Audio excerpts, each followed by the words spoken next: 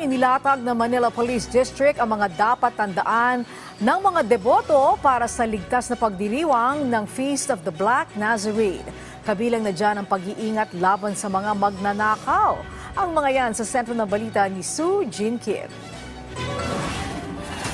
Nakalatag na ang mahigpit na seguridad para sa kaligtasan ng mga dadalo sa prosesyon ng Itim na Nazareno sa Martes. Inilabas ng Manila Police District Office ang listahan ng mga bawal dalhin sa prosesyon, tulad ng mga matatalim na bagay, paputok, sombrero at payong. Transparent dapat ang bag o kita ang laman sa loob. Kaya nga magdi-deploy tayo ng napakaraming pulis dito sa darating na traslasyon. We will be deploying 15,000 dito sa area na to, dito sa area din ng Quirino Grandstand at saka ruta ng traslasyon.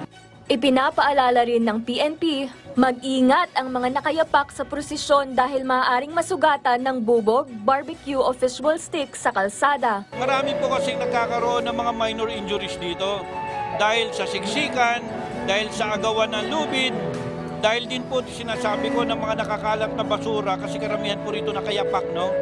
So, yun yung immediately na